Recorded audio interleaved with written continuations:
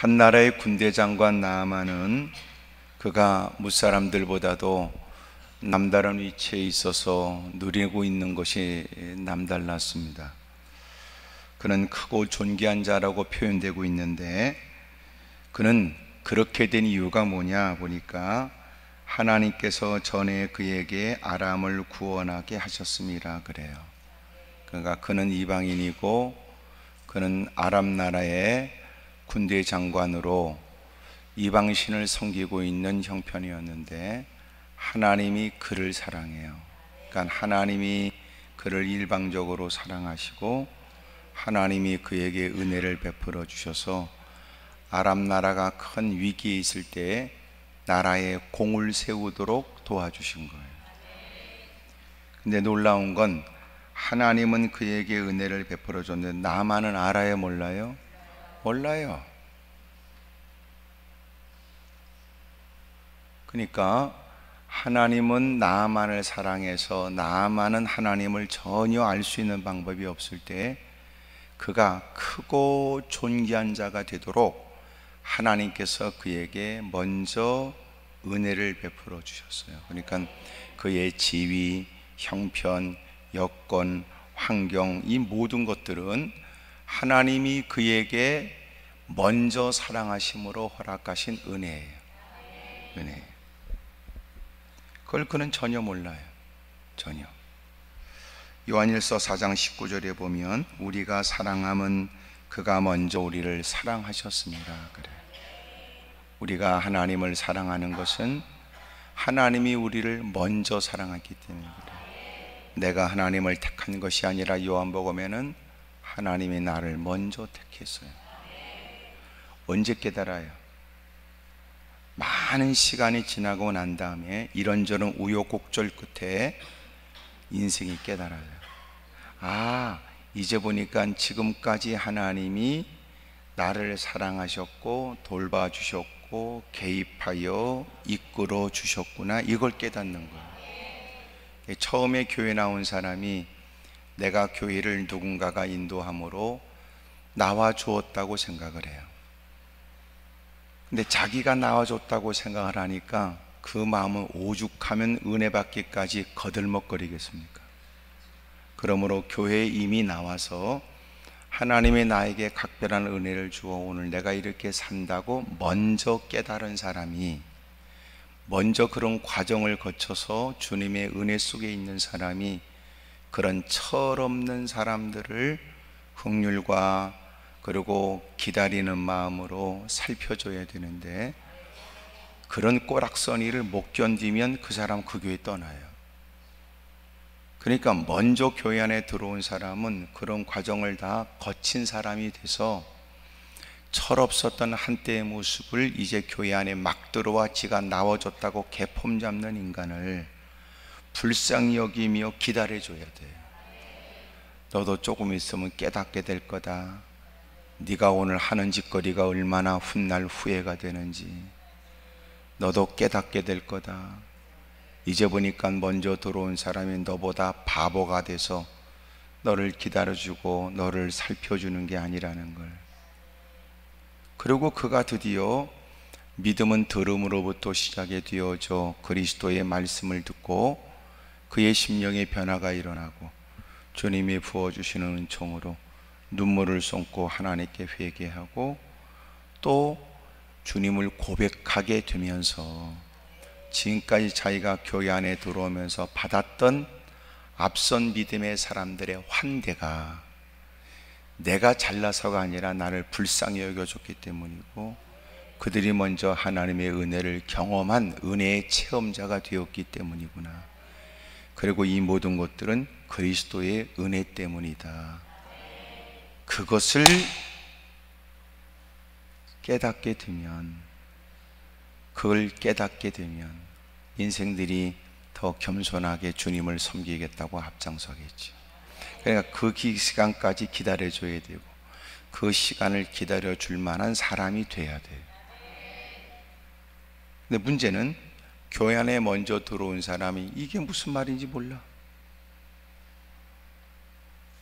그러니 누가 교회 안에 들어오면 내가 먼저 교회 안에 들어왔는데 늦게 들어온 인간이 거들먹거리는 꼴을 못 보지요.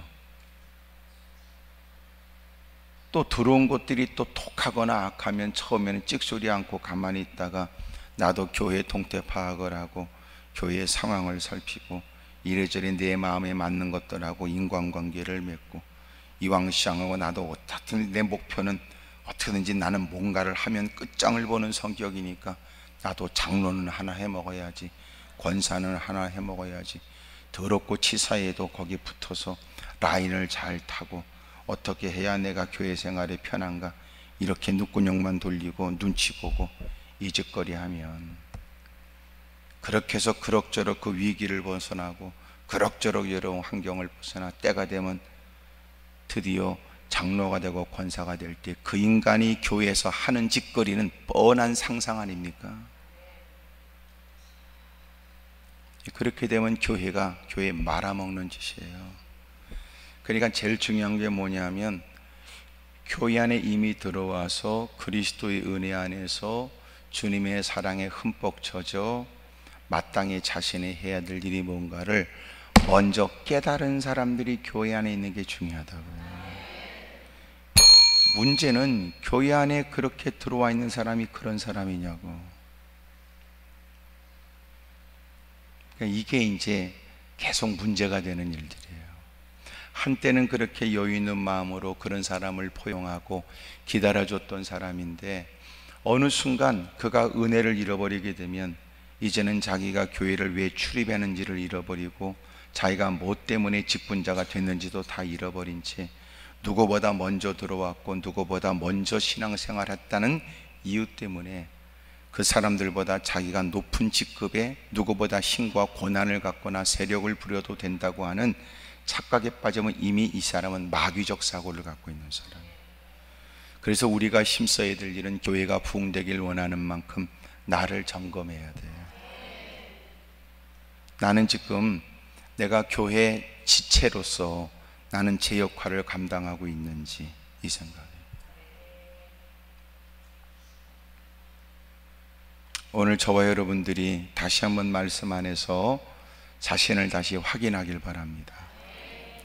그래서 내가 어떻게 하면 그리스도의 몸된 교회가 어떻게 하면 부흥이 되고 많은 사람이 행복하고 한 귀퉁이에서 나는 지체로서 어떤 역할을 해야 될지 이런 사고와 생각을 가져야 복이 있다고 말해요.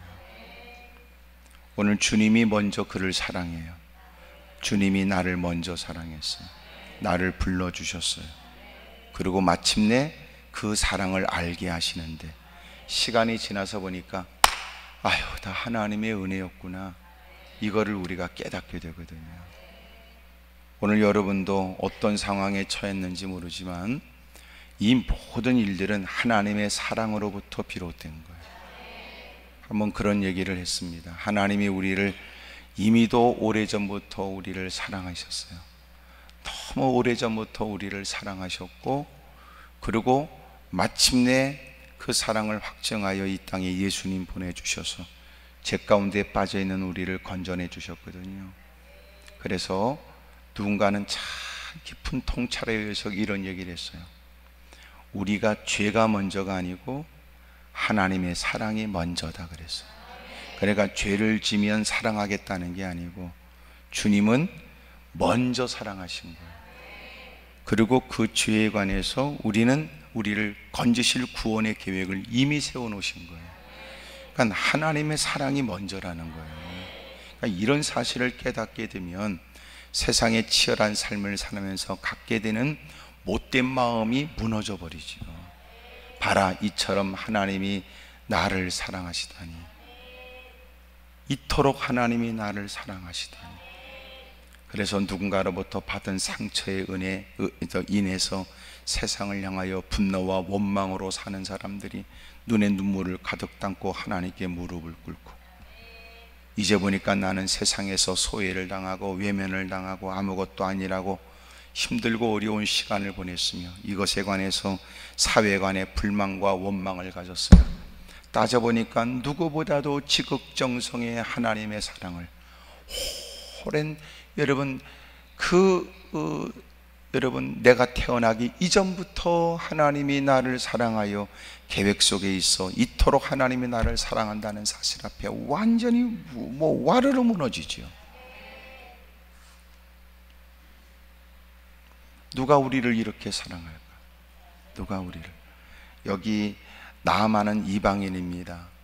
또 이스라엘과 적대 관계에 있는 그 나라의 군대 장관입니다. 그런데 하나님이 그를 사랑하시다니, 그러니까 놀랍지요.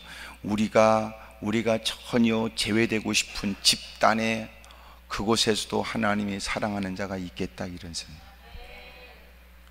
저도 북한에 오래전에 갔다 왔던 기억이 있어요. 2007년도에 저는 갔다 왔는데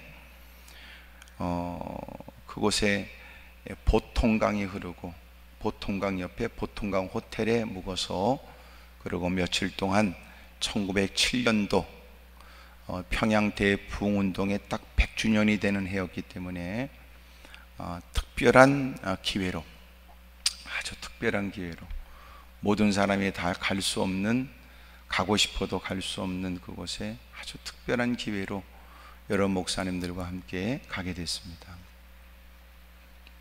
그렇게 얼마 동안 있다 왔거든요. 그냥 예배를 드리고 기념 예배를 드리고 그러면서도 과연 이곳에 진정코 신앙생활을 하는 사람이 있을까라고 하는 의문을 가져요. 성가대도 있고 사람들이 동참했지만 이들은 동원된 사람이라는 게 너무나 확연하고, 이를 위해서 연출하는 것이라는 게 너무나 느껴지는 모습이에요. 그러면서도 마음 한구석에 이런 희망을 갖습니다. 저들이 설령 이것이 연출하거나 연기하는 일이라 할지라도 그 과정 속에서 역사는, 하나님의 역사는 있을 것이다. 그런 기대감이 생겨요. 왜 이런 거 있거든요. 여러분, 영화배우가 연기에 몰입하다 보면 때로는 극중 인물같이 바꿔질 수도 있어요. 그 전에 제가 얘기 들어보니까 이대근 씨, 과거에 이대근 씨가 어느 목사님의 그 일대기를 영화화하는데 그 목사님 역할을 하게 됐어요. 그리고 그 목사님이 회개하고 그 목사님이 감방에서 거꾸로 지는 그 장면에 그 이대근이라는 분이 그 목사님의 역을 하면서 진짜 그분이 주님을 경험한 거예요. 근데 그런 것처럼 사실 여러분, 장난처럼 했다가 그것이 몸에 배어질 수도 있는 거죠. 제가 육군병장 조병장으로 제대를 했거든요. 이것은 방위들하고 다르다는 걸 분명히 밝히려고 하는 거예요. 그런데 제 밑에 있는 그 친구가 그 위병을 보면서 부대에 들어갈 때 그 키 크고 하는 그런 위병을 봤는데, 출입하는 사람에게 열심히 격려하고 또 어떻게 왔냐고 묻기도 하는. 근데 이 친구는 더듬는단 말이에요. 말을 자꾸 더듬어요. 그래서 야, 너 이렇게 말을 더듬냐? 그러니까 더듬으면서 하는 얘기가, 자기 어렸을 때 친구 하나가 말 더듬는 친구가 있는데 그 친구를 놀린다고 흉내내다가 자기가 말을 더듬게 된 거예요. 그러니까 그런 경우도 있더라고요. 참 너무나 마음이 아프죠. 그러니까 여러분, 우리가 지금까지 살아오면서 하나님께서 우리에게 얼마나 각별한 은혜와 은총을 베풀어 주시는지, 그 은혜 속에 살고 있음을 절대로 잊지 않아야 됩니다. 할렐루야. 그곳에서도 하나님이 사랑을 베푸는 사람이 있겠구나. 그래서 저는 북한에 갔다 오면서 두 번 다시 가고 싶은 마음은 없어요. 너무너무 분위기가 또 지금과 전혀 다른 환경이었으니까. 그러니까 모든 매사일에 자유가 없어요. 자유가. 그러니까 딱 들어가니까 의리되더라고요. 딱 들어가니까 꼼짝없이 하라는 대로 의리되더라고요. 그때 봤던 일들은 너무나 마음이 아파요. 무슨 북한의 기독교 이런 사람들 술 무지무지 퍼먹어요. 그러니까 우리가 말하는 기독교가 아니에요. 그러니까 그런 체제 아래 선전용이고 동원된 인물이고 또 외적으로 보이기 위한 것이지 아니다 탁 느껴져요. 이 사람들이 우리를 초청한 이유가 뭐였을까요? 돈이에요. 그러니까 들어가는 사람들이 빈손으로 가지 않아요. 다 여러분 1인당 얼마 다 돈을 내요. 그런 중에도 제가 그렇게 갔던 건 의미 있는 때였고, 또 하나 그때 갈 때는 이미 어떤 목사님이 그거에다 심장병 병원을 세운다고 교회에서 전적으로 여의도 순복음교회에서 전적으로 하게 되면서 좀 더 그들이 지금까지와 달리 아주 적은 돈을 받고 우리를 허용했어요. 그게 안 했으면 저도 안 갔을 거예요. 또 그 전까지는 모든 사람들은 다 김일성 우상 앞에 반드시 그곳에 있어서 참배라도 하도록 만들어서 이것을 자신의 체제 유지에 이용도 해먹었거든요. 이미 가기 전에 모든 것들을 다 살펴 이런 거 없다 그리고 다 따지고 갔으니까 저도 갔어요. 또 한국 교계에 아주 귀한 분이 가시기 때문에 저도 곁에서 이제 또 저한테 기회가 주어져서 갔지만, 그러니까 과연 그곳에 그들의 예배는 무엇일까? 그리고 예배는 진행되면서 제가 예배를 유심히 봤지요. 눈을 감아야 될 때도 눈을 뜨기도 하고 그러고 봤어요. 그러면서 마음 한구석에 희망은 뭐냐면, 봐라, 그런 중에도 하나님의 역사가 있을 것이다. 그러니까 실가닥 같은 그 하나님의 역사의 일들, 여러분 그것을 저는 기대하고 그리고 기도하고 왔거든요. 여러분 이방인 땅에 이토록 하나님이 사랑하여 그리고 그가 존귀한 자고 크게 인정받았다는 건 특별한 일을 행했기 때문 아닙니까? 나라에 특별한 공을 세웠기 때문에 그런 거예요. 그래서 그가 위치가 달라졌고 그에게 권한과 여건이 달라진 거예요. 사랑하는 여러분, 내가 보는 기준과 생각과 달리 하나님은 누군가를 사랑하세요. 아멘입니까? 우리도 지금 이렇게 폼 잡고 앉아 있지만 우리를 바라보는 누군가가 그렇게 말할 수 있어요. 하나님이 저딴 것도 사랑하나? 이렇게요. 소위 말해 거꾸로 말하면 네 따구가 하나님의 사랑을 받을 이유를 너에게서 찾아보면 뭐가 있어요? 아무것도 없어요. 개떡 같고 거지 같은 인간이지. 이제는 얼마나 여러분 간이 배 밖으로 나왔냐면, 교회 안에서조차 하나님을 두려워하지 않는다는 것과 하나님의 전에서 드리는 예배 속에서도 더러운 생각을 하고 예배를 드리고 있다는 것과 교회 안에서 그리스도 안에서 만났다고 하는 인간들끼리 못된 짓을 모사하고 있다는 것과, 그런 더러운 인간이 어떻게 주님께 사랑을 받을 자격이 있어요? 그러니까 하나님의 사랑은 이해될 수 없는 사랑이고 감당할 수 없는 사랑이고 갚을 수 없는 사람이며, 그럼에도 불구하고 일방적 주님에 의해서 거역할 수 없는 사랑이고, 그러니 날마다 사랑 얘기만 나오면 세상이 더럽고 여러분 역겨운 그런 사랑이 아니라 하나님의 사랑 앞에서 주체할 수 없는 감격과 눈물과 기쁨과 감사의 삶을 살 수밖에 없어요. 하나님이 그토록 우리를 사랑하세요. 크게 아멘 하십시다.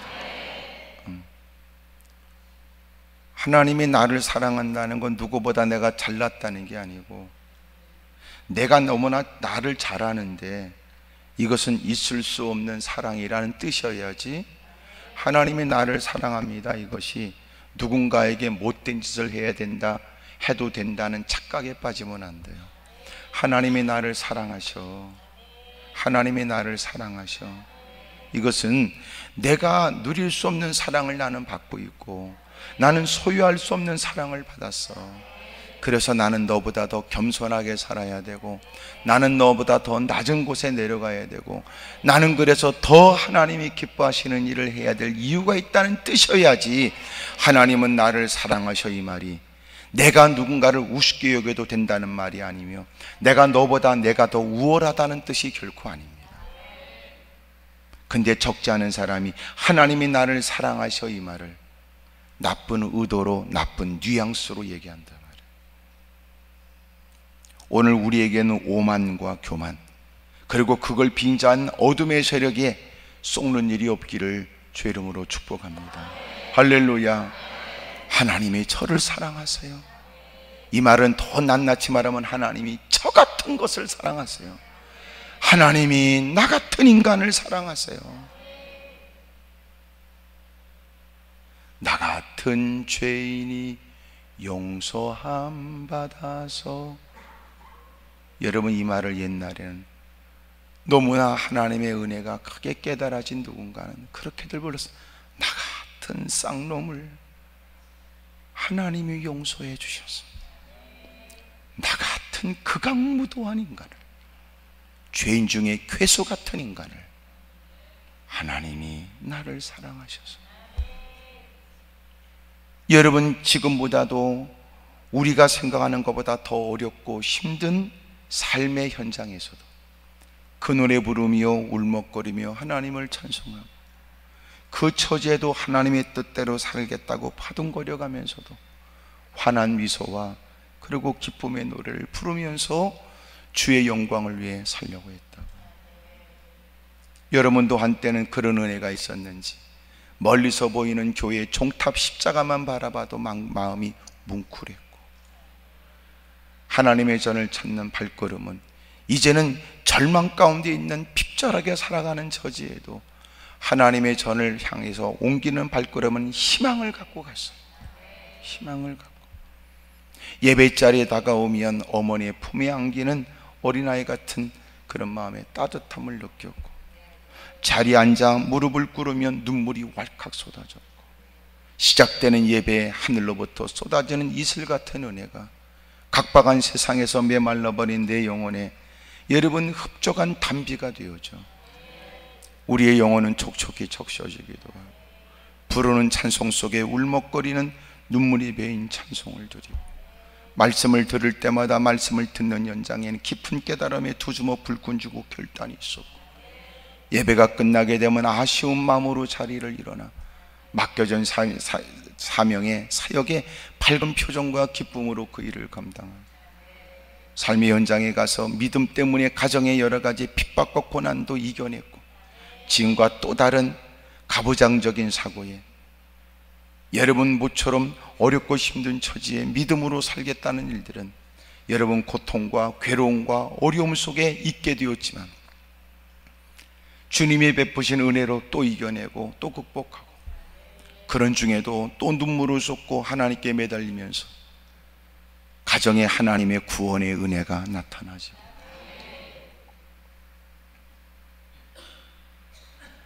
그런데 어느 순간 우리가 그 사랑을 잃어버린 거예요. 여러분, 변함없다고 하는 것은 하나님의 사랑 가운데 하나님의 안위와 하나님의 돌봄이 있다는 뜻이라고 생각 안 하고, 오히려 자신의 삶은 겨우 이거밖에 안 되는가 야망에 젖어서 불평과 원망을 일삼는 사람. 그러나 예기치 못한 심각한 일을 만나고 나서야 특별히 변함이 없어도 그렇게 그만큼 살았던 것이 하나님의 각별한 내 주제로서는 감당할 수 없는 하나님의 크나큰 은혜였다는 것을 알게 되죠.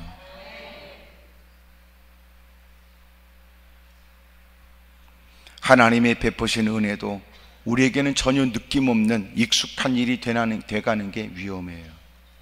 그래서 언제나 누리고 있는 것은 그냥이 아니다 생각하셔야 되고, 오늘도 하나님을 아버지라고 부를 수 있는 것도 하나님이 세상을 이처럼 사랑하사 독생자를 우리에게 보내주셨고, 하나님이 우리에게 사랑을 확증하여 보여주기 위해 저주의 십자가에 매달리시고 모욕과 수치를 다 겪으셨고 죽으신 다음에 부활하심으로 우리가 누리게 된 이 자유를 우리는 그냥이라고 생각하는 거예요. 이건 그냥이 아니에요. 어마어마한 대가가 치러졌어. 세상의 지구를 다 내줘도 바꿀 수 없는 하나님께서 우리에게 이 땅에 오심으로 친히 모든 대가를 다 치르시고 우리를 살려내 주셨으니, 이것은 이 땅을 살아가면서 남은 생에 어떤 시련과 역경과 고난을 만난다 할지라도 여러분 결코 하나님에게 베푸신 그 사랑을 넘지 못하는 일이에요. 하나님의 베푸신 그 은혜는 영원토록 찬양할 일이란 말이에요. 영원토록. 그런데 우리는 이런저런 형편을 빙자하여 하나님께 흥정하자고 그러고 시비 걸고 따져가면서 거들먹거리고 지가 갑의 위치에 있어서 갑질하는 것 마냥 못된 짓 하지요. 사랑하는 여러분, 우리는 지금 이미도 은혜 가운데 있는 거예요. 왜 아멘을 또 그렇게 예? 어떤 글을 보니까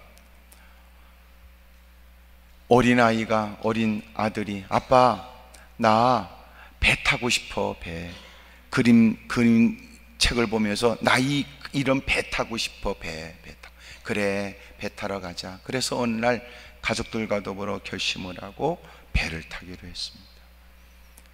그런데 이 아이가 차를 타고 오면서 이동하는 중에 그냥 고나게 잠이 들었어요. 그리고 배를 타는데 아이는 지쳐있는 모습에, 그리고 아버지한테 안겨서 그리고 잡니다. 그리고 배 안에 들어갔어요. 그리고 배 안에 들어가서 애가 깬 거야. 그러더니 애가 투정을 벌여. 배 타러 가자고 그랬잖아. 배 타야지. 배 타러 가. 이 아이가 생각하는 배는 그림에서 보는 것 같은 그 배의 모습이지, 그 배 안에 들어가서 자기가 배 안에 있다는 걸, 큰 배에 탔다는 걸 몰라요. 여객선에 탔다는 걸 몰라요. 지금 배 탄 거야. 애는 배 타러 가자니까. 네가 지금 배 안에 있는 거야.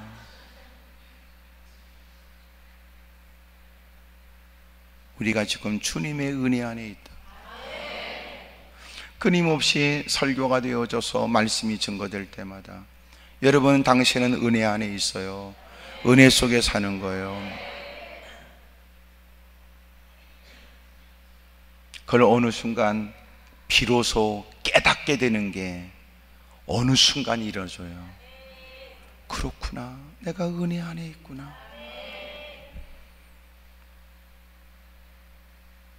사랑하는 여러분, 그것이 구원의 감격이 되는 거예요. 이제 보니까 내가 은혜 속에 살았어.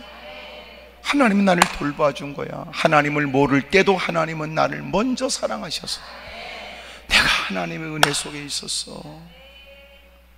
그런 마음이 갖게 되면서 기쁨과 함께 무슨 마음이 들까요? 하나님 앞에 죄송한 거예요. 투정부리어 이것저것 따져가며 하나님의 나라를 사랑하는 증거를 내보라고 그러고, 하나님의 나를 사랑하신다면 이러실 수 없다고 말했던 일들이 얼마나 부끄럽고 죄송스럽고, 이제부터 우리가 할 일이 있다면 그 은혜에 대하여 하나님의 영광을 위해 하나님을 사랑하는 삶을 사는 거예요. 하나님이 나를 먼저 사랑하셨어요. 그러니까 내가 비로소 사랑한다는 것은 내가 이만큼 사랑하니까 하나님이 뭘 해줘야 된다는 흥정이 아니에요.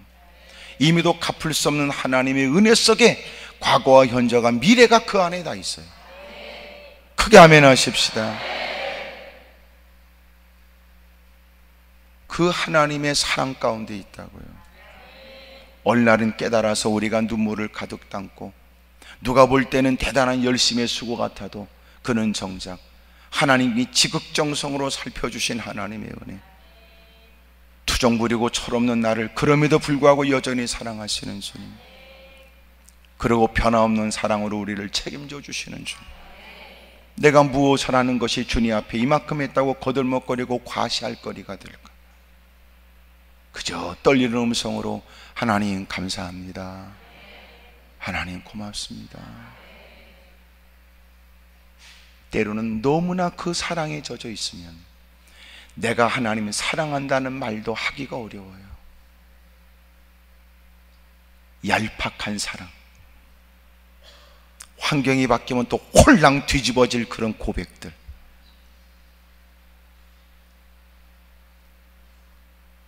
오늘 그 주님의 사랑에 푹 젖길 바래요. 오늘 그렇게 오늘 주님이 주님의 사랑에 다시 푹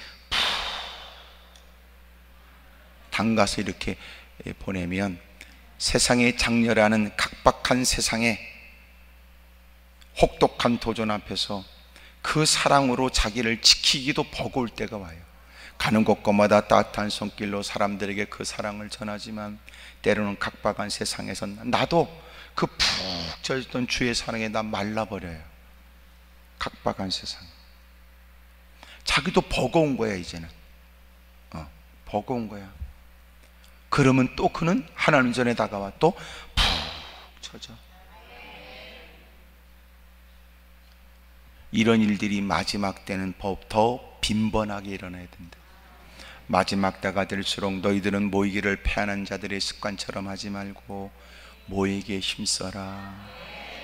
그리고 그리스도의 은혜에 푹 젖어서 세상의 화려함으로 자기를 드러내고 거들먹거리고 세상의 많은 부를 가지고 오만방자하여 오히려 우리로 하여금 여러분 마음의 상대적 빈곤을, 박탈감을 느끼게 만드는 어둠의 세력의 도전 앞에서 너는 그리스도에게 푹 그리스도의 은혜 안에 젖은 모습으로 그들을 여러분 은혜가 있어서 젖은 눈으로 그들을 불쌍히 여기고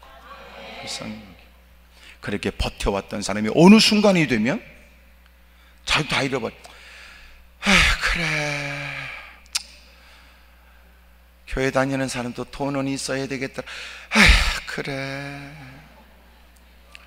교회 다녀도 끝발은 있어야 되겠더라.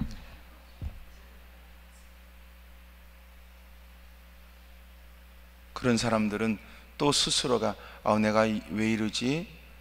내가 아무리 봐도 내가 주님께 좀 집중하고 그 은혜 속에서 다시 나를 확인하고 내 위치를 확인하고 그래야 되겠다. 가서 또 막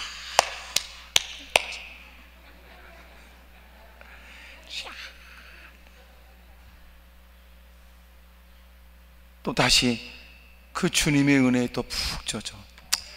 주여 맞습니다. 생각해보면 감사할 것. 주여 하나님의 은혜로 살지요 제가. 그리고 어깨가 막 들먹거리고 눈물을 쏟고 그리고 눈물을 훔치고 돌아가면 세상에 또 맞서서 극복할 힘이 주어져요. 누군가가 시비 거는 일을 불쌍히 여길 수 있는 마음의 여유가 생기고 그런 중에도 여전히 아버지 주여 믿습니다. 그리고 또 다시 자기 갈 길을 갈 수 있고 그러는 거예요 우리가. 옆에 사람 다 물어봐. 요새는 그쪽은 삶은 좀 어떠냐고 좀 물어보세요. 시작.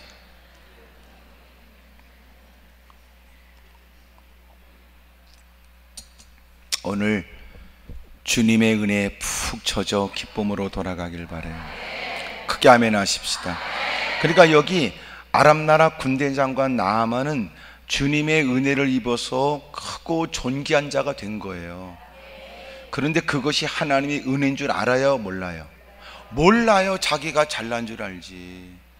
그리고 웃기는 건 우리끼리 있으니까 이게지 점점 위치가 올라가 사람들이 부러워하면서 이런저런 좋은 칭찬과 또 부러워하는 말을 해대면은요, 처음에는 이게 자기가 한 게 아니고 어쩌다 된 일이고 기가 막히게 짜맞춰서 어쩌다가 우연으로 된 일이라도 서서히 사람들이 너 대단하다고 그러고 막 그러면 이제는 자기의 공적인 일로 스스로 생각해요. 뭐 그런 일 가지고 그러세요. 그렇게 그런 얘기 하지 마세요. 진짜 교만해지겠네. 교만해지지요. 그리고 이제는 자기를 누가 안 알아주면 기분 나빠요. 이제 그런 일을 즐기는 거예요. 인간이 그렇게 살아요. 그래서 어둠의 세력은 우리를 다 올라가라고 그러고선 뒤에서 확 밀어요. 너 같은 사람이 있겠냐고 그러고 조금 저 옥상으로 막 올라가요. 너는 여기 있으면 안 된다고 올라가. 어떻게 이렇게 귀한 분이 이런 자리에. 그리고 올라가면 확 밀어버린다니까. 옆에서 물어봐. 거긴 지금 몇 층까지 올라갔냐고 말이야.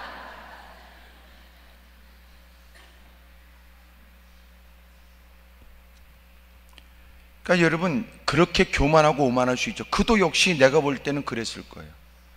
여러분, 좋은 옷을 입으면 좋은 옷을 입은 만큼 행동해야 돼요.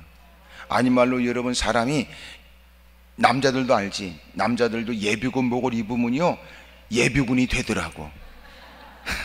남자들은 무슨 말인지 알아요. 예? 저도 워낙 오래전 일이라서 그러지만 예비군복을 입으면 예비군이 되는 거야. 군복을 입으면 군인이 되고 그러더라고요. 군이니까 군복을 입지만 군인이라도 사복을 입으면 자기가 군인인 줄 잃어버려요. 근데 놀라운 건, 그래도 자기가 군인 아닌데 군복이라도 입혀놓으면 생각과 마음에 변화가 일어나요. 이렇다니. 그러니까 너 같은 사람이 있어 이러면 그때부터 인간이 못돼진다고요. 가능성이 100%, 1000%, 1000%예요. 지금 여러분 오늘 지금 형편 때문에 이렇게 착한 척하고 앉아있지, 여러분도 여건이 따르고 필수 여러분 조건들이 다 따르게 되면 여러분도 상상을 초월한 갑질과 상상을 초월한 미친 짓 할 상상을 초월한 죄를 지을 가능성이 우리 모두에게 있다고. 그러니까 하나님이 그를 사랑해요. 그리고 그는 하나님의 은혜 가운데 있는데, 불행한 일은 뭐냐면 이게 은혜인 줄 몰라요. 그러는 중에 그에게 문둥병, 나병, 한센병이 걸린 거예요. 그리고 드디어 그는 그 질병을 치료받기 위해서 갖고 있는 지위, 내가 이만하면 나도 세상 성공했지, 내가 이만하면 나 같은 사람이 있겠어? 그러고 거들먹거리고 있는데 예기치 못한 질병에 그동안 맺었던 인맥, 여러분 자기를 돕겠다고 하는 사람들, 수없이 많은 관계성 속에서 그는 치료를 위해 애쓰지요. 그러나 그 질병은 하나님으로부터 허락되어진 질병이고, 하나님께서 그에게 어떤 뜻이 있는 듯 하나님이 허용한 일이었기 때문에, 그리고 그 질병 자체는 많은 사람들은 생각일, 이스라엘 백성들 이거는 하나님이 내린 저주의 병이다, 전염성이 강함으로 나타나지는 이건 저주의 병이다, 사람들은 생각을 했는데, 놀라운 건 아람 사람들은 이 질병에 관해서 사람과 격리되어야 되거나 이것은 하나님의 저주의 병이라고 생각하지 않았기 때문에 여전히 나병 환자로서 그는 군대 장관이었고 왕의 총애를 받고 있었으며 사람과 더불어 생활했고 사람과 더불어 밀접하게 관계하면서 업무를 보면서 그가 있었다는 것은 이스라엘 백성들이 생각하는 나병에 대한 개념과는 달랐던 것 같아요.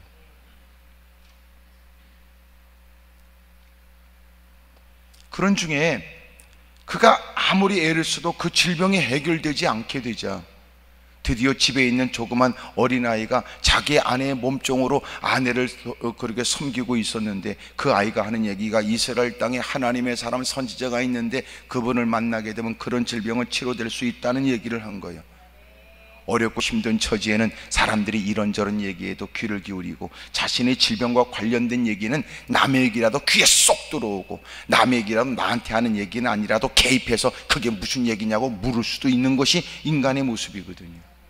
그러니 그 절박한 처지에 희망이 없고 가진 애를 쓴 만큼이나 방법이 없다는 처지에 누군가가 그렇게 집에서 돌보고 있는 어린아이가 건네는 얘기도 그에게는 희망이 된 거예요. 드디어 그곳으로 가요. 왕의 친서를 가지고.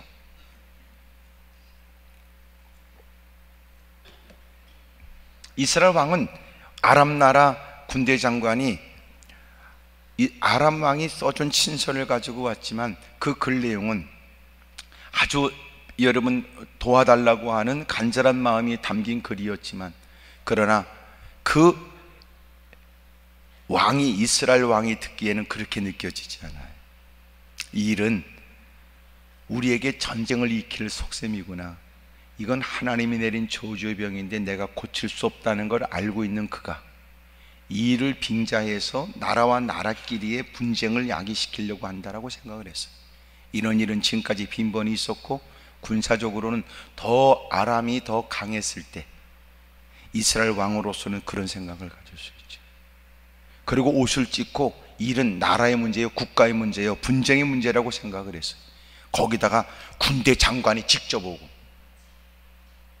거기다가 여러분 군대 장관이 자기가 질병에 걸린 사람이라는 것으로 이 문제가 해결되기를 원한다는 마음으로 왔다 할지라도 이것을 빌미에 불과하다고 생각한 거예요. 우리를 엿보거나 우리에게 도전하게 하려고 하는 아람 나라의 전략이라고 생각했어요. 그 때문에 막 왕이 분개하고 이런 소식을 듣게 된 엘리사가 그 사람을 내게 보내달라고. 이것은 이미도 하나님이 그를 사랑하신 것처럼 이 모든 일도 하나님의 어떤 특별한 계획 가운데 그 엘리사에게 이미 알게 하셨던 일이 아닌가 싶어요. 사무엘에게 내가 사람을 보낸다, 내일 이맘때에 내가 사울을 보내는데 너 그를 왕으로 세워라. 그러나 사울이 마침내 그 사무엘을 가서 길갈에서 가서 사무엘을 만나기까지 그는 자기가 집에서 잃어버린 암나귀를 찾아 아버지가 명령을 했기 때문에 그 암나귀를 찾겠다고 발걸음을 옮기다가 사무엘을 만나게 되는 일에 사무엘은 이미 하나님께로부터 내일 이맘때에 올 거라고 말씀했던 거예요. 그래서 그에게 기름을 부어 이스라엘의 첫 번째 왕으로 사울을 세웠던 것처럼 오늘 엘리사에게도 이런 일을 하나님이 알게 하여, 하나님은 내가 그를 보내니까 너 이스라엘 왕한테 만나서 이런 일이 있을 거야. 그러니까 너는 그를 너한테 보내달라고 얘기해라. 그래서 그를 보내달라고 말하죠. 그리고 드디어 그가 엘리사의 집에 다다르게 됩니다. 그리고는 엘리사가 사람을 보내서 얘기하기를, 오시다가 봤는지 모르지만 요단강이 7번 몸을 잠그면 당신 해결됩니다 얘기를 한 거예요. 하지만 그 얘기가 마음이 편할 리가 없어요. 왜냐하면 이것은 나름대로 여러 가지 생각이 돼요. 자존심이 강하고 남다른 위치에 있고 어쩔 수 없이 온 형편의 사람이라면 건네는 얘기는 나름대로 여러 해석이 된다고요. 내가 아람 나라 군대 장관인데 첫째는 콧배기도 보이지 않았고, 설령 콧배기를 안 보인다 할지라도 적어도 내가 환자로서 해결받으러 왔으니 환자로서 수긍이 될 만한 치료의 방법이어야 한다는 거예요. 그런데 어쩜 그냥 흐르는 물속에 몸을 7번만 잠그면 해결된다는 얘기가 결코 달갑게 들려질 리가 없지요. 강을 따진다면 우리나라의 이 강보다도 더 깨끗한 상류 지역에 더 좋은 강이 있고 2개씩이나 있는데, 여기 흐르는 강 속에 그냥 이렇게 흙탕물에 내가 몸을 잠그면, 그것도 자기의 병세를 누구보다 잘 알아요. 질병에 걸린 사람들이 갖게 되는 것은 오랜 여러분 투병 생활에 이 병은 누구보다도 자기가 전문가가 된다는 거예요. 그게 위험해요.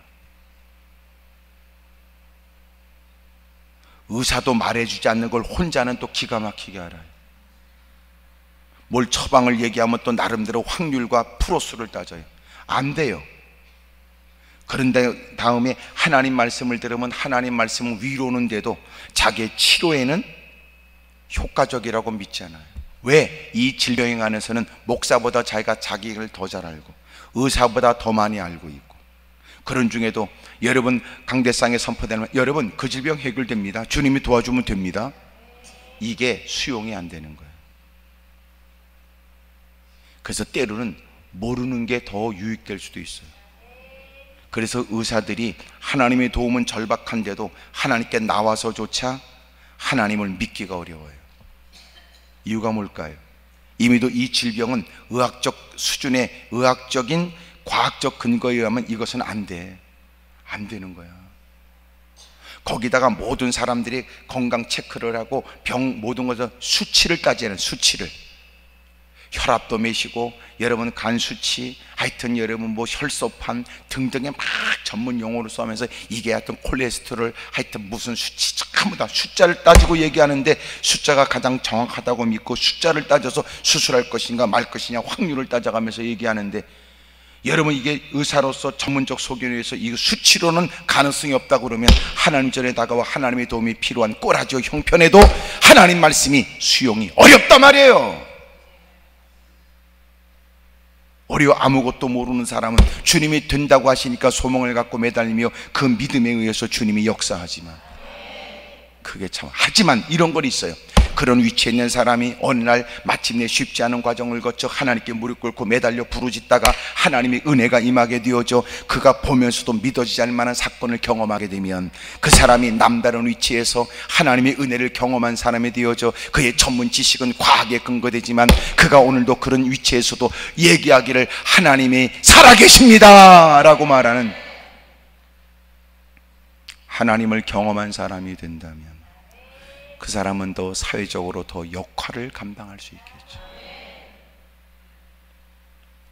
여러분 이만한 위치에서 여러분 물속에 그냥 들어갔다 7번만 들어갔다 나오면 해결된다는 얘기가 솔직히 수용이 안 되니까, 이것은 자기가 분노하고 또 이건 내가 결코 용납할 수 없는 일이라고 하는 분노의 마음으로 그는 성경에 분하여 노하여 그는 말문을 열고 돌아가려고 할 때, 종들이 말하길 여기까지 왔으니까 그냥 가시면 됩니까? 어제 제가 그런 얘기를 했어요. 그래서 만남의 복이 필요하다.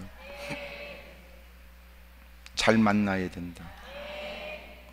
신앙생활 할 때도 좋은 사람, 믿음의 사람, 여러분 신실한 사람 만나야 주고, 거지 같은 거 만나게 되면 여러분 사기당하고 어려움을 당해. 교회도 잘 만나고 주의종 잘 만나고, 이단들이 얼마나 극성을 떠는지 몰라요. 그러니까 괜히 여러분 인간적 마음에 괜히 교회에서 헌금 얘기 안 했으면 좋겠어, 그런 교회 가면 이단밖에 없어요. 어떻게 여러분이 헌금하고 안 하는 건 여러분이 결정할 수 있는 일일지 모르지만, 목사는 마땅히 하나님께서 가르치는 성경 내용을 가르쳐야 되는 건 목사의 책임인데, 그걸 목사가 그 말했다고 해서 목사에 관해서 바르지 못한 감정을 갖는 건 그 사람 나쁜 사람이야. 그럼 목사가 무슨 얘기를 해? 홍길동전을 해? 무슨 얘기하냐고. 홍길동 거기에도 여러분 나쁜 악인들을 응징하는데,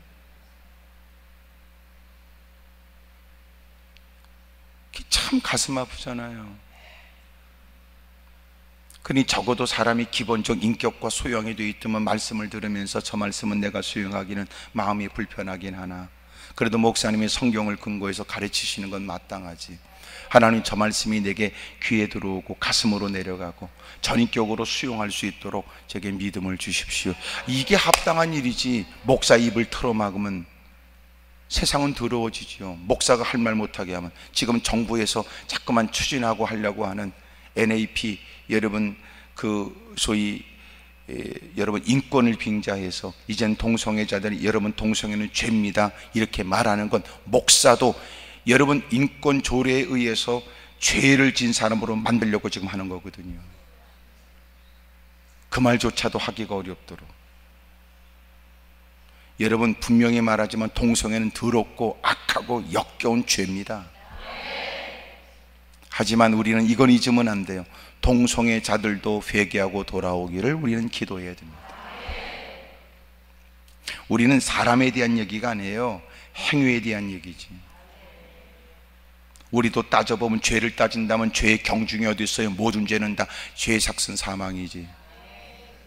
나쁜 죄를 짓는 것도 결코 주님이 용납하지 않는 거요. 우리가 볼 때 역겹다고 하는 그들의 그 모습, 행동도 여러분 더러운 일이지만, 모든 것이 죄는 주님 앞에 다 죄는 결과가 사망이에요. 그러므로 주님이 우리 죄인을 거두어 주신 것처럼 그들도 돌아오길 원해요. 크게 아멘 하십시다. 왜 그들의 죄는 더 나쁠까요? 우리는 담배 피고 술 안 먹으니까 전대로 그렇잖아요. 오히려 여러분 술 먹고 담배 피는 사람들은 조용히 자더라고요. 근데 우리는 술도 안 하고 담배도 안 하니까 말이 많아. 더 놀라운 건 말이 많은 것뿐만 아니라 없는 말도 만들어. 더 놀라운 건 한마디만 들으면 창의적 사고로 또 20마디를 해. 더 문제잖아요.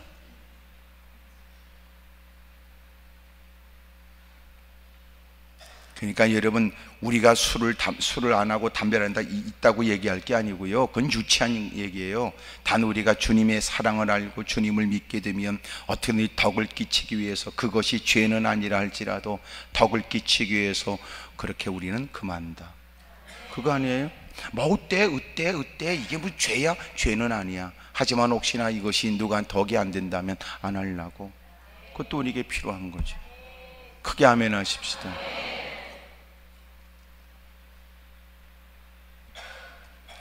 여러분, 마침내 그렇게 물속에 들어가야 되는데 결코 자기는 수용할 수 없다고 분노하여 돌이키는데, 옆에 따라갔던 종들이, 아니 여기까지 왔는데 물속에 7번만 들어가라는 것은 7,000번도 7만 번도 7억 번도 아닌데 가지고 1번 들어가는 이 무더운 날씨 얼마나 좋은 일이냐고.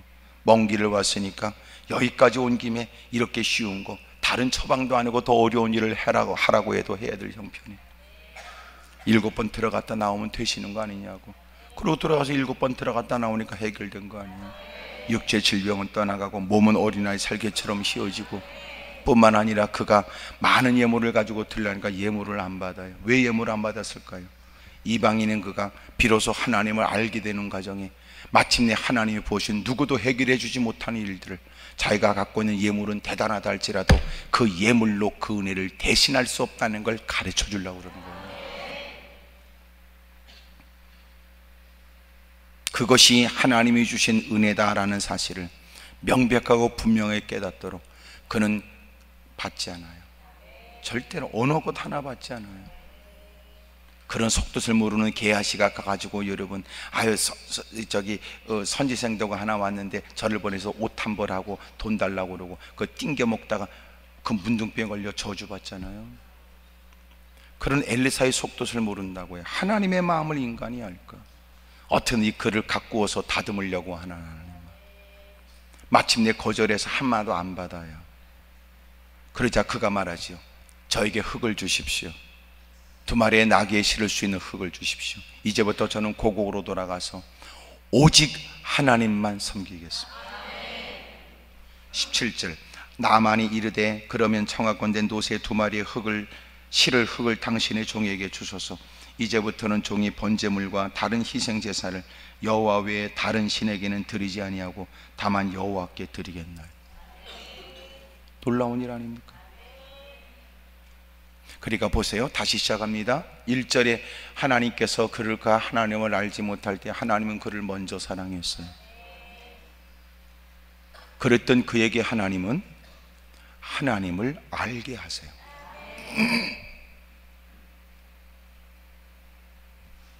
하나님의 은혜 속에 있는 그는 오늘도 누리고 있는 모든 것들이 하나님의 전적인 은혜인데도 은혜인 줄 모르고 높은 지위에 거들먹거리고 자기의 주어진 환경에 오만방자하고, 이제는 여러분 우상을 섬기고, 이제는 왕 곁에서 대단한 권력과 힘을 가진 사람은 계폼을 잡으나 하나님은 그런 그에게 은혜를 베풀어 나라의 공까지 세우게 했었습니다.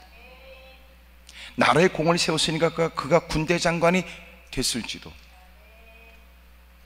사람들에게 영웅 대접을 받고 무사람들은 존경을 하고 왕은 총애를 하고, 그런 은근히 이제 왕다움에는 나밖에 더 있겠는가 그런 마음을 품을 수 있을 사람이 된 거예요. 그런 중에 하나님께서 그에게, 야, 내가 너를 사랑하지만 네가 하나님을 알 방법이 없겠구나. 그래서 하나님을 알도록, 그래서 하나님은 그에게 고난을 줘요. 고난 때문에 다른 방법으로 갖고 있는 권력도 백으로도 힘으로도 내 주변에 널려있는 많은 사람들도 연주를 해서라도 방법이 없는 처지에 하나님이 드디어 그가 자기 발로 이스라엘 땅에 오게 만들어요. 군대 장관이 아니라 이제는 하나님의 도움을 받아보겠다. 그리고 드디어 와서 그가 하나님을 알게 돼요. 이제 보니까 그 여호와가 놀랍잖아요. 그가 말하기를 그냥 막연한 하나님이라는 개념은 그냥 신이라는 개념이에요. 그러나 정확한 표현은 여호와 하나님이거든. 그가 말하기를 내가 여호와께만 제사를 드리고 여호와만 섬기겠습니다. 와, 이런 고백을 그가 해요.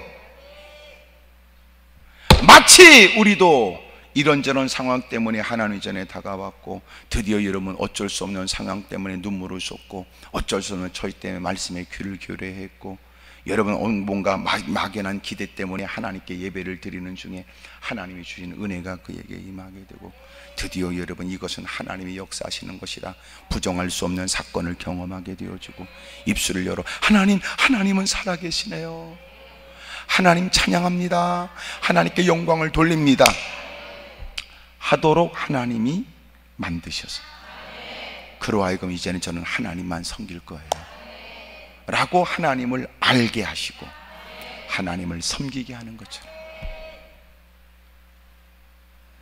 참, 누가 이 일을 합니까? 하나님이니까 이 일을 하시지. 그러니까 이런 거 생각하면 하나님은 이미도 사랑하셨고, 하나님은 또 여전히 사랑하시고, 또 하나님 계속 하시고, 쭉 변함없이 계속 사랑하십니다. 변함없는 주님이 우리를 어디까지? 천국에 다다르. 이야, 이런 하나님의 사랑을 생각하면 오늘 여러분이 겪고 있는 문제가 뭐가 문제입니까?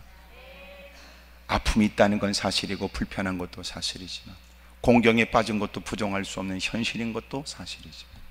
그럼에도 불구하고 그 모든 걸 다 덮어버리는, 다 덮어버리는 거죠.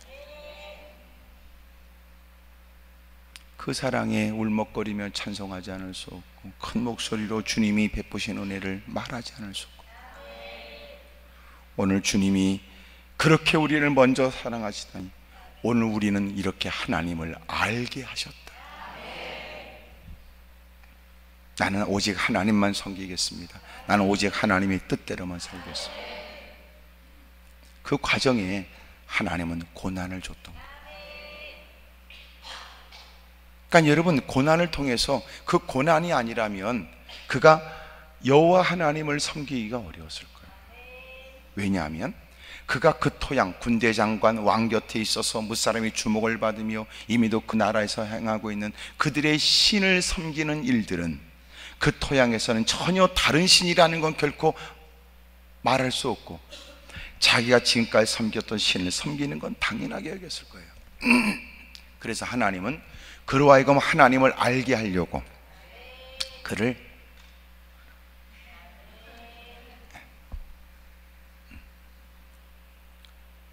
특별히 서양 사람들이 갖고 있는, 그 미국 사람들이 갖고 있는 오라고 하는 것은, 우리는 더럽게 기분 나쁘지. 그 사람들이 오라고. 주님이 이렇게 오란다고 올 사람이 아니에요. 오란다고 올 사람이에요. 미국 사람들은 가라고 그럴 때는 이렇게. 우리는 또 오라는 건지 가라는 건지, 이걸 먼저 하면 가라는 건지, 이걸 먼저 하면 오라는 건지. 여러분, 오란다고 갈 수 있겠냐고. 근데 놀라운 거 보세요. 그가 이스라엘 땅을 간다는 건 전쟁을 해서 가서 점령하겠다는 생각으로 갈 생각은 했어도 그가 이스라엘 땅으로 갈 생각은 전혀 못하지. 근데 희한하게도 질병에 걸리니까 갈 생각을 해. 주님이 뭐라 그럴까? 웬만해도 안 와. 워낙 그 끝발과 배경과 형편으로는 전혀 불가능한 절대절명의 위기를 만나니까, 하나님은 길을 만들 때, 우리가 은혜 속에 있을 때는 길이 많을 수 있어요.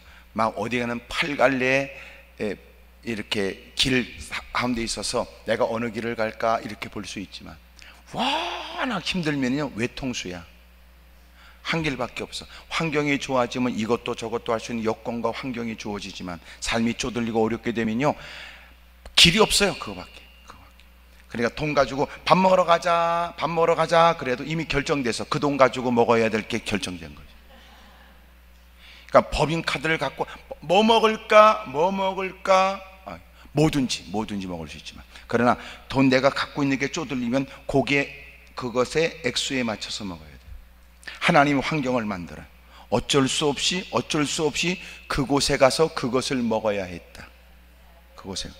그리고 그곳에서 그는 그 모든 환경을 다 해결할 수 있는 새로운 일을 경험하게 됐다. 이런 거예요. 더 이상 방법이 없어요. 이게 무슨 지위가 있을 땐 다 부러워했고, 끝발이 있을 땐 사람들이 다 그 앞에 고개를 굽신거렸지만, 사람들은 다 돌아서서 아이고 그 사람은 안 됐어. 그 사람의 화려한 복장, 높은 자리에서 그렇게 위험 있게 말 한마디 하는 것이 다 부러웠는데, 아이고 좀 그래 몹쓸 병에, 아이고 참 방법이 없어요. 그런 중에 그에겐 세상에 길이 없는 중에 어린아이가 하는 얘기도 귀에 쏙 들어왔고, 이스라엘 땅에 가면 산다고 하는 얘기에 맞지죠.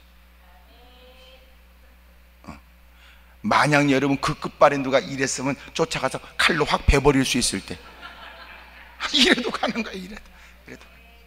이래도 가. 어린아이가 가가지고 저기요 저로 오세요 이렇게. 마치 삼손이 앞을 보지 못할 때 여러분 그 다곤 신전에 끌려가가지고 또 사람들이 막 그렇게 악을 쓰고 조롱하는 중에도 어린아이에게 끌려가서 희롱을 당하고 조롱을 당하는 것처럼 절박한 처지가 되고 살 길이 뭐가 있는가 기난숨을 토하고 있던 처지에 소녀가 얘기하는 그 말에 끌려 손가락 어린 소녀가 손을 못 잡아. 애가 손이 작으니까. 그러니까 손가락 하나 잡고 이래. 그래도 그 손가락 안에 잡혀서 마치 그곳으로 끌려가듯이. 근데 거기 갔더니 내가 널 이곳에 부른 것은, 네가 그런 질병에 의해서 네가 이곳에 올 수밖에 없었던 것은, 너 거기 있으면 복음을 전해도 네 귀에 안 들어와. 또 그만한 처지에는 또 너를 만나기도 어렵고, 그 위치에 이러면 누굴 만나겠어요? 누굴 만나주겠어요? 거기다 만나가지고 여러분 무슨 자기한테 이득이 되는 것도 아니고, 선뜻 듣기에는 이게 내가 지금 나름대로 신을 섬기고 있는데 이게 무슨 부정타게 이룰 수 있는 복음을 증거하는 일들은 오히려 자기에게 도전적인 일이요, 나라에 대한 도전적인 일로 들을 수 있을 때, 그를 이런저런 곤고함과 고통과 어려움 속에서 끄집어내서, 그리고는 이스라엘 땅으로 데려와. 그리고 그곳에서 하나님을 경험하게. 그는 일평생 나는 여호와만 섬기겠다고 고백하게 만들어요.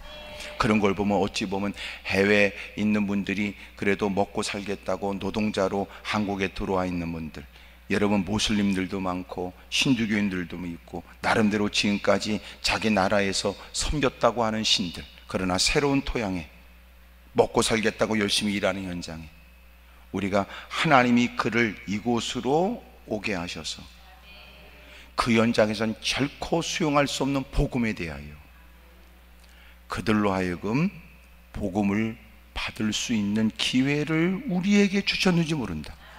그들에게 기회를 주시고 우리에게 전할 기회를 주셨는지도 모르죠.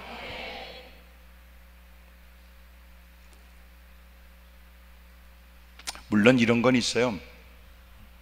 여기서 예수님을 믿겠다고 해도 그 현장에 가면 믿음을 지켜내기가 쉽지 않아요.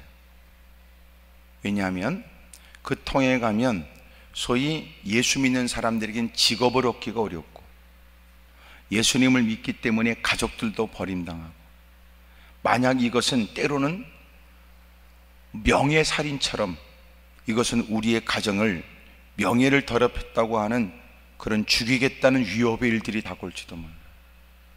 그래서 적지 않은 사람들이 이런 부분의 일들을 지켜내지 못해요. 그래서 지금 선교의 방법 중에 하나가 뭐냐 하면, 참 논쟁도 많지만, 신학적인 논쟁도 많지만, 모슬림들이 여기 와서 예수님을 정말 영접하고, 그리고 그 현장에 가면 교회도 없고 신앙생활하는 것이 전혀 불가능한 처지에는 그들로 하여금 너희들이 예수님을 절대적인 유일한 구세주라고 믿어라. 그리고 만약 너희들이 그 문화 속에서 이슬람, 모슬림 그런 분위기 속에서 결코 네가 누구라는 사실을 발설하게 되면 목숨을 잃어버릴 수 있는 처지에 너희들은 말하지 말고 마음으로 확실하게 믿어라. 그리고 얘기합니다. 논쟁도 있지만 선교학적으로는 이런 부분의 일들을 많이 논의를 하고 있는 건데, 그 이슬람 그 모스크 사원에 가서 같이 너도 절을 하면 같이 엎어져라. 그러나 너희 마음속에는 주님, 나는 주님께 지금 절하는 겁니다. 저는 오직 하나님께만 절하는 겁니다 라고 하는 그런 믿음을 가져라. 그 신앙을 그렇게라도 유지해라. 지금 그러거든요. 왜냐하면 내가 다른 종교를 믿는다고 그러면요, 거기서 못 살아요. 직업도 안 되고, 그리고 이 사람들은 우리 말하는 주민등록증처럼 거기다가 직업을 쓰니까, 크리스찬, 모슬림 이걸 쓰니까 어디 가든지 신분증을 확인할 때마다 그 사람이 어떤 사람인지가 드러나는 거예요. 불가능하니까. 그렇게 해서 우리가 복음을 확장시켜야 된다. 지금 이것이 여러분 실제적으로 일어나고 있고 또 이 일에 관해서 많이 논의되고 있습니다. 여러분, 그 나아만을 그곳에서는 복음을 접할 방법이 없어요. 그래서 그를 이스라엘 땅으로 데려와요.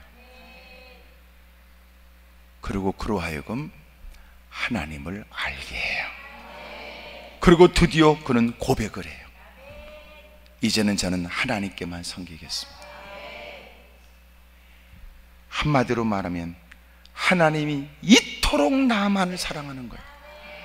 이방인은 그를 사랑하시듯 오늘 하나님이 우리를 사랑하시는 거예요.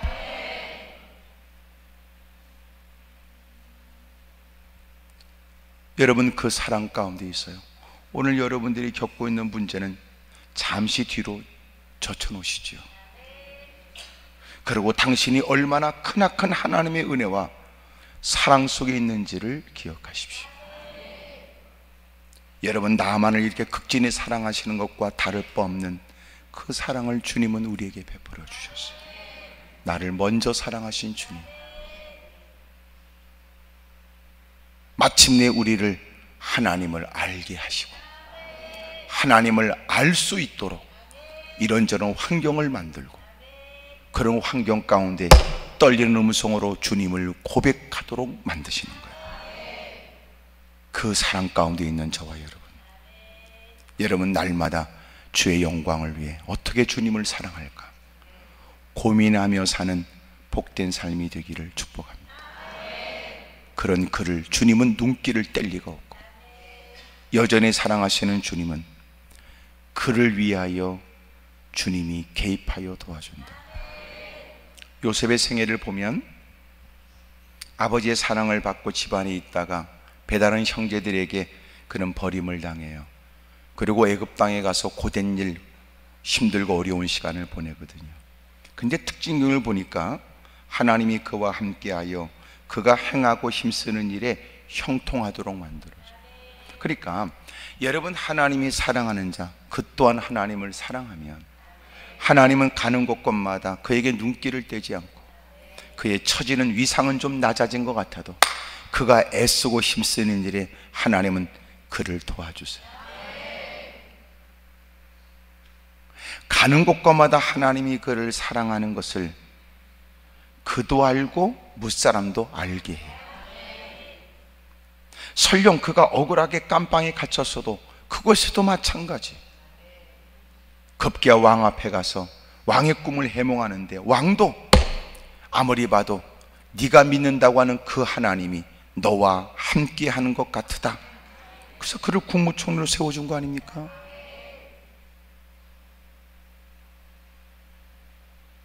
이제부터는 하나님을 더 사랑하십시오. 내가 하나님을 사랑해야 하나님이 나를 사랑하는 게 아니고 하나님이 나를 먼저 사랑했는데 우리가 이제는 마땅히 하나님을 사랑해야 한다는 거예요. 할렐루야. 오늘 그 뜨거운 사랑으로 어떻게 주님을 기쁘시게 할까 고민하는 여러분의 행보는 하나님이 함께하여 책임져 주시고 도와주실 줄로 믿습니다. 어느 글에 그런 내용이 있어요.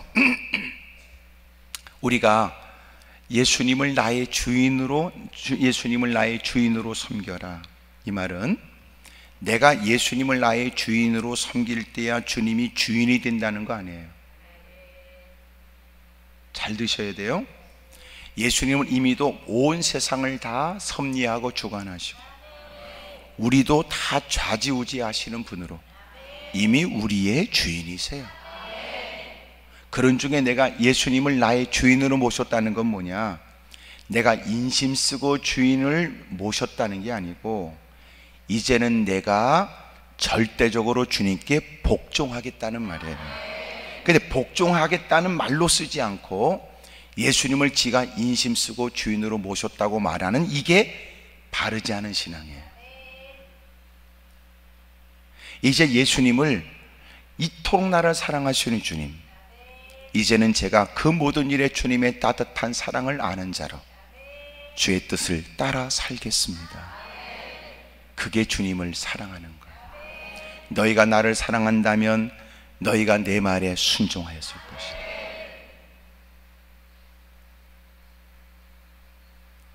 하나님을 사랑한다는 건 하나님 말씀에 절대 복종하는 거예요.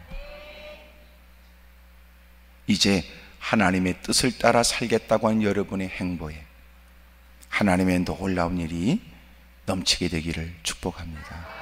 크게 아멘 하십시다. 따라합시다. 하나님이 먼저 사랑하셨습니다. 하나님은 결국은 하나님의 사랑을 알게 하셨습니다. 크게 아멘 하십시다. 그 과정에 하나님의 조치는 기가 막히지요. 그곳에서 믿을 수 없는 그를 끄집어내셨어요. 여러분, 아브라함을 하나님께서 본토 친척 아비 집을 떠나게 했는데 아버지는 우상을 섬기는 사람이에요. 거기서 하나님이 떠나게 하시고 하나님이 끄집어내셔서 하나님을 알게 하세요. 너무너무 감사하지. 너무너무. 가령 이런 경우도 있어요. 한국에서 어떤 식당에 갔더니 그분이 열심히 절에 다니시는 분이에요. 근데 딸이 미국 유학을 가게 됐어요. 걱정을 하더라고요. 아유, 목사님, 아이고 우리 애가 이번에 미국을 가요. 유학을 가는데 아유 걱정이에요. 걱정이에요. 그 내가, 사장님 뭘 걱정하세요? 걱정하지 마세요. 미국 가거든 걱정하지 말고 교회 가라고 그러세요. 아, 그래도 어떻게 한 집안에 두 종교가 그거 아니에요. 먼저 가거든 그 교회를 가면 한인들이 있고 또 하나 어떻게 정착할 수 있는지 도와줄 거예요. 도움을 청하세요. 도움을 청하라고 그래요. 두 번째로, 세 번째로, 아이고 어른들은 불교를 다녀도 애들은 지금 세상이 어느 세상인데 교회 다니라고 그러세요. 그리고 얼마 있다 거기 가봤더니 목사님 우리 애가요 교회 다녀요. 교회 다녀요. 그 교회 거기 가서요 아주 너무 좋대요. 그 얘기를 들었어. 마음껏 흐뭇하게 그의 한 가정의 인가기도는 그게 시작이지, 그런 마음이 들더라고요. 그 토행에선 어려운 걸 하나님이 그렇게라도 끌어내서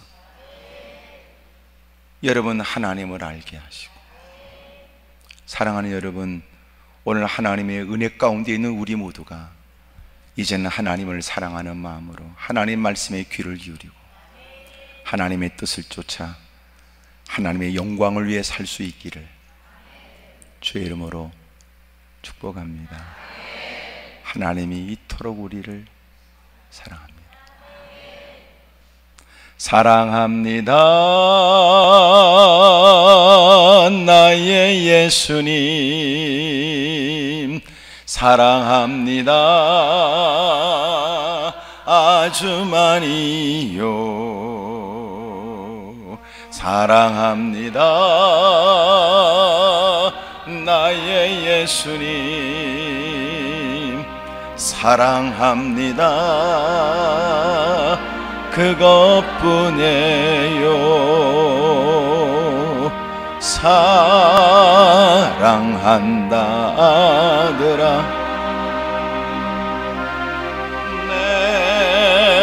내가 너를 잘 아노라. 사랑한다 내 딸아, 사랑한다 내 딸아, 내게 복을 더하노라.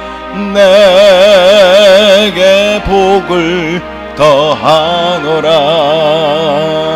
사랑합니다. 사랑합니다. 나의 예수님 사랑합니다. 사랑합니다. 아주 많이요. 사랑합니다. 사랑합니다. 나의 예수님 사랑합니다. 그것뿐이에요.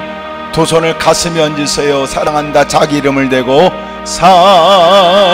사랑한다 성도야, 내가 너를 잘 아노라.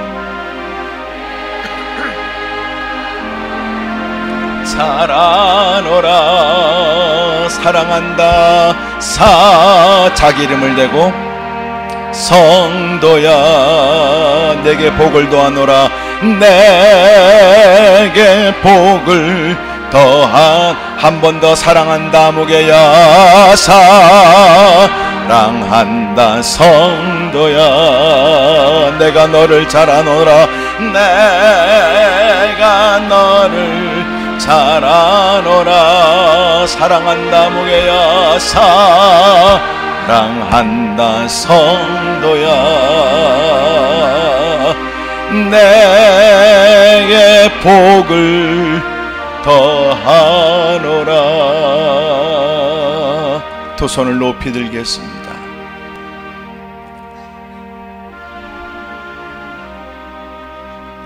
하루가 다르게 기분이 또 좋아졌다 나빠졌다 기분 따라 살아가는 인간. 멋진 고백은 사실인가 의문될 만큼 환경과 형편에 늘 끌려다니는 사람.